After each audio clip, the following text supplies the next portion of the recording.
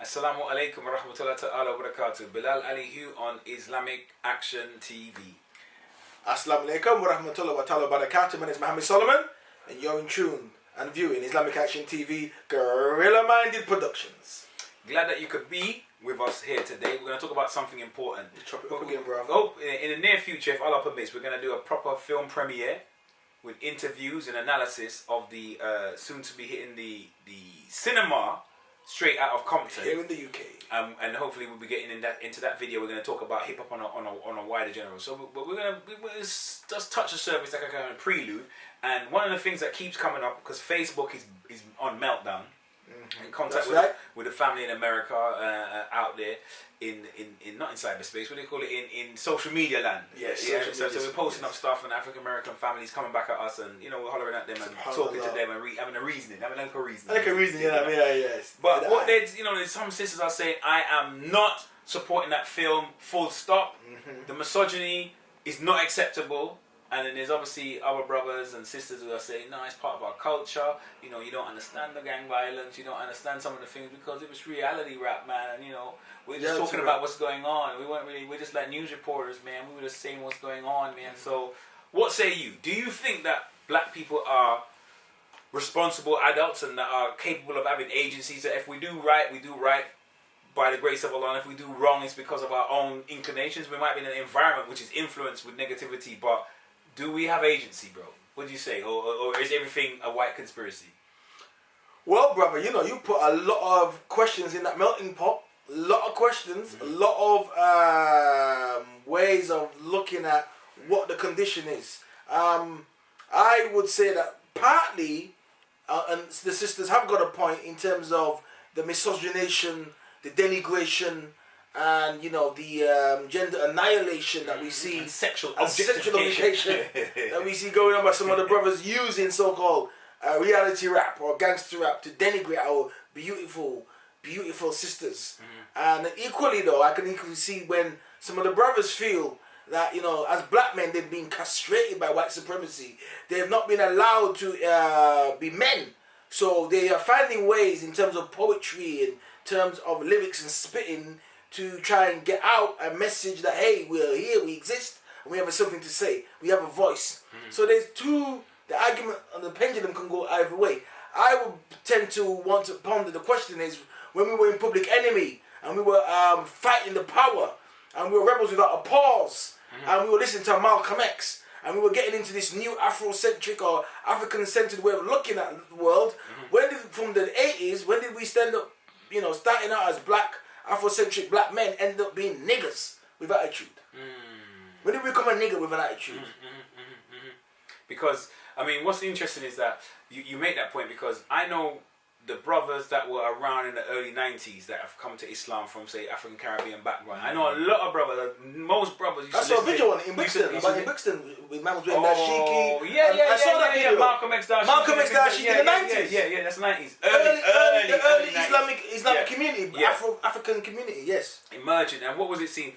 The fact that the message in hip-hop at that time was very conscious, like you said, whether it was a KRS-One or the Poor Righteous Teachers or Eric B. and Rakim, Brand Nubians, whoever it was, there was, they would mention words like Allah, all praises due to Allah, it's a blessing.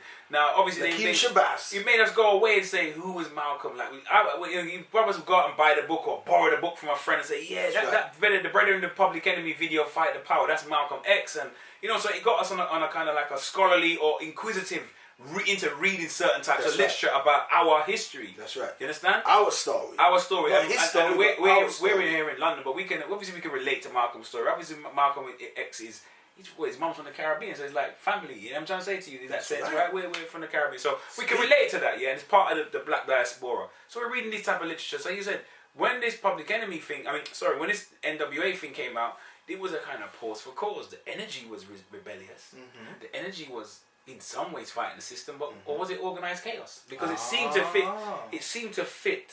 Some would say into a kind of white supremacist agenda. Do you know what I mean? Because it's almost like me saying, "I'm going to call other black people nigger," which is a name that or a pejorative term devised by white people put on black people, And I don't buy that whole Nagaru and the Nagar and the serpent people stuff. I ain't buying that one. I ain't buying that Negus and Negus and no, we ain't buying that one. You know, you might be selling, but we ain't buying that one.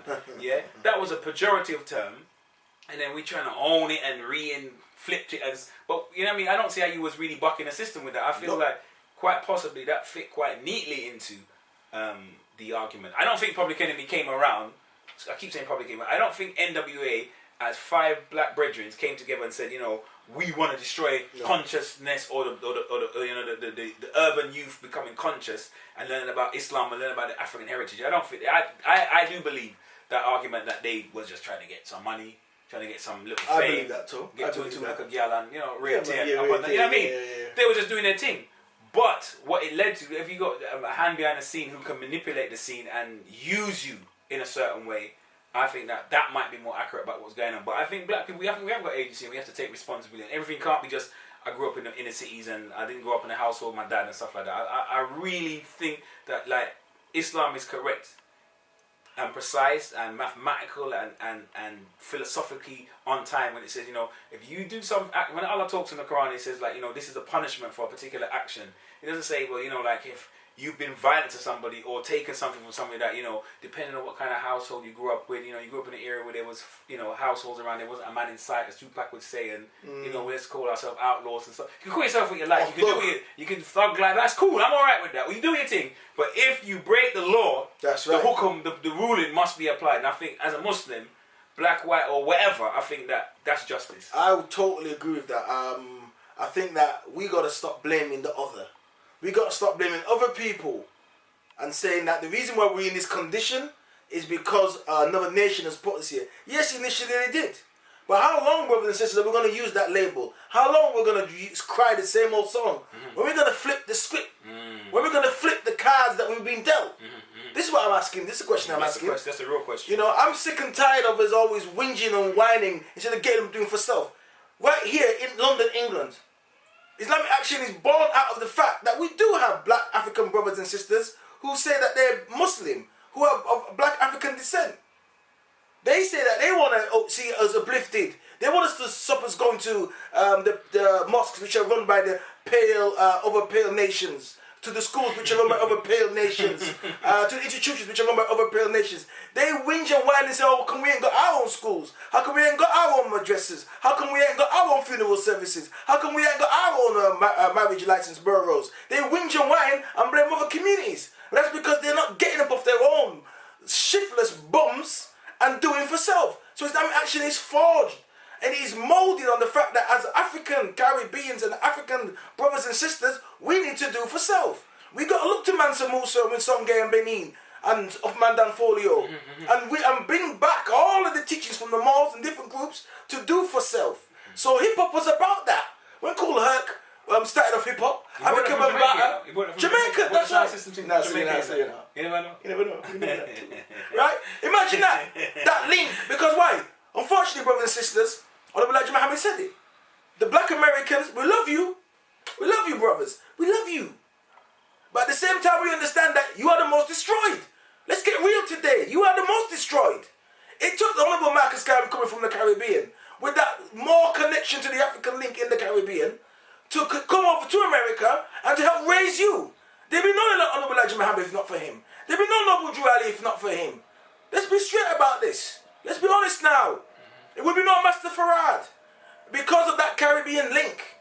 So what we're saying is that link to Africa is what brings us and gives us that credibility. It's what gave hip-hop its strength.